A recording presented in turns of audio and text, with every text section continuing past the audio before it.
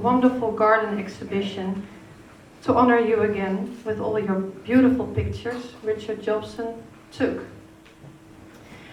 In this exhibition we're presenting 28 photographs of you Arnhem boys made by Richard Jopson. He portrayted and interviewed 28 veterans who were very young men when they came to Holland and took part in Operation Market Garden.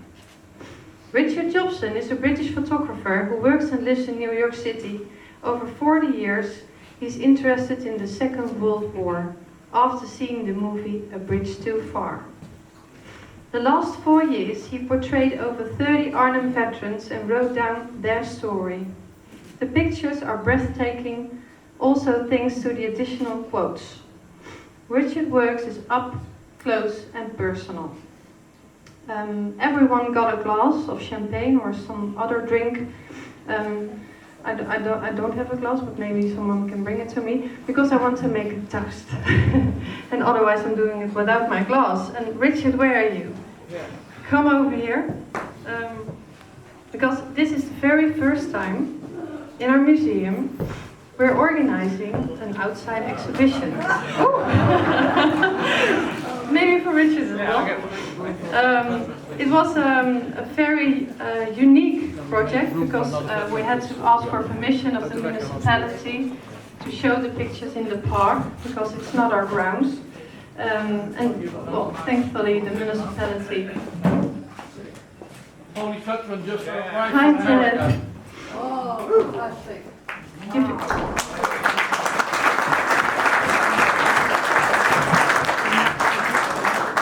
Welcome. You missed me crying. It's the first time we're doing an outside exhibition. For us it's very special because it's a free exhibition for everyone to see. We think it's very important that everyone can meet with our story and meet with our history and our common ground. So we're very proud that Richard was willing to work with us. And we worked over a year, I think. 2 years. 2 years. 2 years. But we're so very happy with the end result. And well, I told you today, the first plan was to leave it there for 4 weeks. I think we're letting it there for a few months or maybe longer if the pictures will hold. And I'd like to make a toast to you. Thank you so much. Thank you to the museum. Cheers.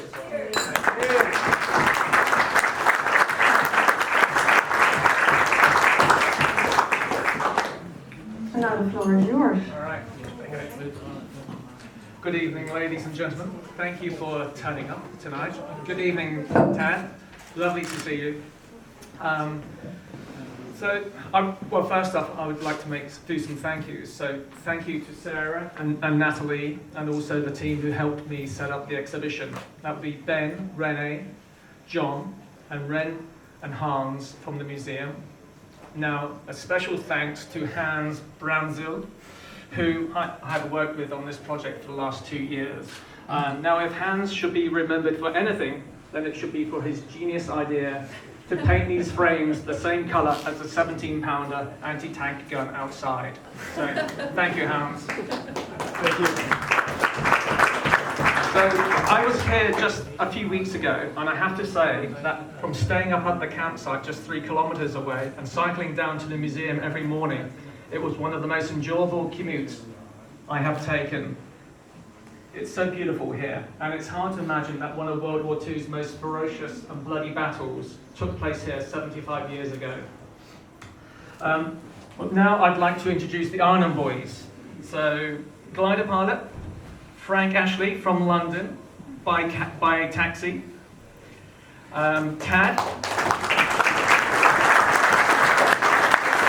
first Polish Independent Parachute Brigade, who came from Wisconsin, the USA. Thank you, Ted. Tom Hicks, 1st Parachute Brigade, Royal Engineers, who came all the way from Yorkshire. Thank you, Tom. And John Jeffries, the 4th Parachute Brigade, 1st Airborne Division, who also travelled from Yorkshire.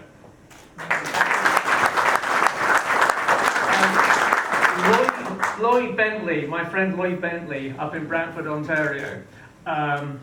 He was in the Royal Canadian Air Force, and this is his second trip to Europe this year. And then also finally to Paul Janssens, who as a child saw the massive air armada from the roof of his house, and who set the wheels in motion from the start of this project back in 2014. So thank you, Paul. It was great chatting with you. I can't tell you how much I love travelling around meeting these men. You know, as someone with a deep sense of history, it was amazing to step into their worlds and hear their stories and see their old photographs. I mean, one of the veterans I met even had a Bren gun in his spare room. And I was astounded by the richness as well of these interviews. You know, it was like being transported back into time. I mean, the words you read here are only a small part of what was said. I've heard some of the most touching and poignant stories, and if I may, I would like to recount one. Now, this is from Freddie Dixie Dean, who was with the 10th Battalion, 4th Parachute Brigade. He had just turned 20 a few weeks earlier prior to Market Garden, and he dropped into Arnhem on the second drop on the 18th of September. The following day, the 19th, which is 75 years ago today, he was shot through the cheek with the bullet coming out of his left eye. He was captured and seen to by the German doctors. He subsequently lost a lot of blood and became very weak. One morning he was wheeled into a room and placed next to a German soldier, and a blood transfusion took place. During the transfusion, Freddie slowly reached out to hold the German soldier's hand to thank him. The following morning, when Freddie was feeling better, a German soldier came into the room to see how he was feeling and proceeded to tell him that his friend had donated his blood, as he would like to think that the British soldiers would do the same for a German soldier. Now, the work has also educated me in so many ways. The Polish veterans, in particular, have opened my eyes to a side of the war I was ignorant about. The start of the mass deportation by Stalin of the Poles from eastern Poland in 1939 to the far-flung reaches of the Soviet Union. It's indescribable what these men went through, that these men and their families went through.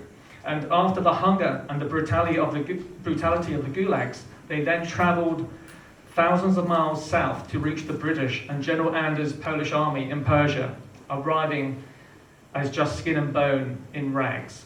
Amazingly, they were then eager to recover their strength and join the fight to liberate Europe and their homeland. One Polish veteran summed up his experience very well when he told me he had lived 1,000 years and wasn't yet 25. Now, for a lot of these men, their war wasn't over when the battle ended 9 days later. 6,000 of the 10,000 who dropped into Arnhem became prisoners of war, suffering months of hunger, cold, and the forced marches in the early months of 1945. Now on to the exhibit, finally. Now, after setting up the exhibit a few weeks back, I was really touched and amazed to see people standing in front of these large portraits of the veterans, studying them and reading their stories. Now, on the 75th anniversary, when there are only a handful of veterans left, it's nice to think that they will still be able to engage future generations and tell their stories in the years to come. And if I may, I would like to finish with a quote from Victor Gregg, who is about to turn 100 in October, and along with Freddie Dixie Dean, is one of the last two survivors of the 10th Battalion. He is currently in hospital after suffering a fall a few weeks back. I sent him a video of the exhibit, and he emailed me back with these kind words. "Richard, what a fantastic show. Even from my hospital bed, I can sense the emotion given out by those stunning photos." So that seems quite the seal of approval from an old para. So thank you once again to the veterans for taking me on this incredible journey, and to the museum. You know, what better place than to exhibit these than here at the Airborne Museum in Oosterbeek. So, and thank you, and one very final thanks is to my parents for whenever I return to England and I need to travel off around England and visit the veterans. they kindly lent me their car for 2 or 3 days. They had to rely on us. Thank you.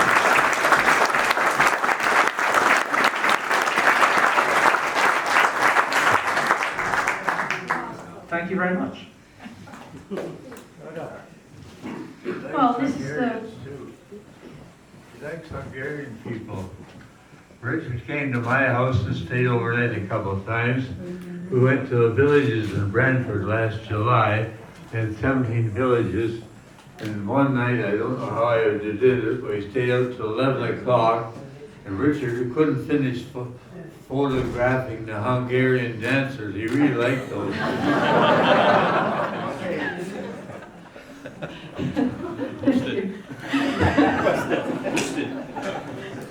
Well, again, I'd like to thank everyone for that you're here. We're gonna have a few more drinks, I think, and for everyone who wants to see the exhibition, just step outside and see all the beautiful pictures. Thank you so much.